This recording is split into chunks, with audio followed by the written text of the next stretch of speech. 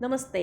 तर मला जे जेवणाची ऑर्डर असते ना, तेव्हा मटार पनीरची भाजी मी कशी बनवते ती तुमच्यासोबत मी शेअर करते. तर मी कढईमध्ये ना तेल घातलं आणि त्याच्यामध्ये ना हे 3 कांदे घेतले आहेत आणि ते मिक्सरमध्ये जाडसर वाटून घेतले आहेत. आता ते कांदे ना आपल्याला छान असे तेलावरती परतवून घ्यायचे आहेत, तर ब्राऊन होईपर्यंत. आता कांदे आपले छान भाजले. आता त्याच्यामध्ये मी 1.5 चमचा आलं लसूण पेस्ट टाकली आणि ती पण भाजून घेतली आहे. आलं लसूण पेस्ट आपली छान भाजेपर्यंत ते परतवून घ्यायचं आहे आणि अशा प्रकारे आलं लसूण पेस्ट पण भाजून घेतली. आता त्याच्यामध्ये मग हे 2 टोमॅटो आहेत, तर ते 2 टोमॅटोसुद्धा मी मिक्सरमध्ये वाटून घेतलेत आणि ते परतवून घेतलेत. आता त्याच्यामध्ये मीठ टाकूया आणि परतवून घेऊयात आणि आता झाकण ठेवून आपल्याला ही ना पूर्ण कांदा टोमॅटोची ग्रेव्ही शिजवून घ्यायची आहे तेल सुटेपर्यंत. तोपर्यंत वाटण करूया.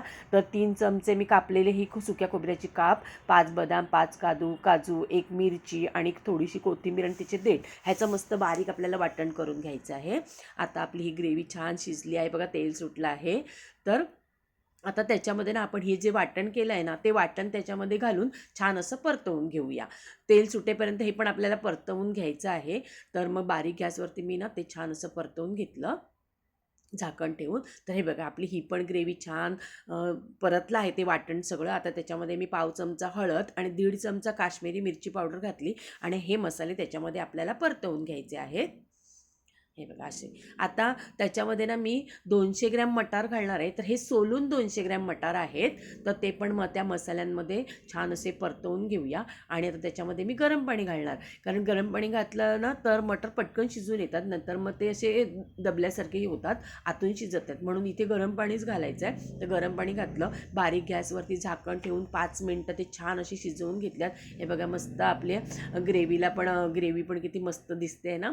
आता मसाले बघूया. तर किचन किंग मसाला अर्धा चमचा, बिर्याणी मसाला पाव चमचा, मालवणी मसाला 1 चमचा आणि धणा जिरा पूड 2 चमचे असे हे मसाले टाकून ते पण त्या मटाराबरोबर आपल्याला शिजवून घ्यायचे आहेत झाकण ठेवून बारीक गॅसवरती. आणि जर तुम्हाला मालवणी मसाला घालायचा नसेल तर इथे तिखट घालायचं 1 चमचा आणि किचन किंग मसाला अजून अर्धा चमचा वाढवायचा आहे.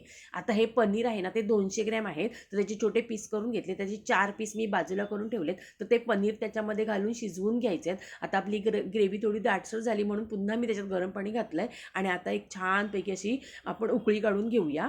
हे बघा किती मस्त कलर आला आहे ना. आणि अशा प्रकारे आपली ही ग्रेव्ही छान अशी शिजले आहेत मटार आणि पनीरसुद्धा. आता मी ज्या 4 क्यूब बाजूला ठेवल्या होत्या ना, त्या मी वाटून घेतल्या मिक्सरमध्ये आणि त्या पण त्याच्यामध्ये घातल्या. आता भाजी शिजल्यानंतर हे शेवटी घालायचे आहेत.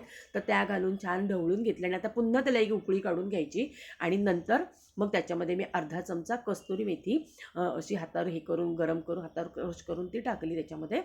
आणि अशा प्रकारे ना आपली ही भाजी तयार झाली. कोथिंबीरने मी गार्निश केली आणि छान अशी ही भाजी तयार झाली. आणि जेव्हा मला जेवणाची ऑर्डर असते ना, तेव्हा मी ही अशीच मटर पनीरची भाजी बनवते. तर तुम्हाला व्हिडिओ आवडला तर लाईक, शेअर आणि नवीन असेल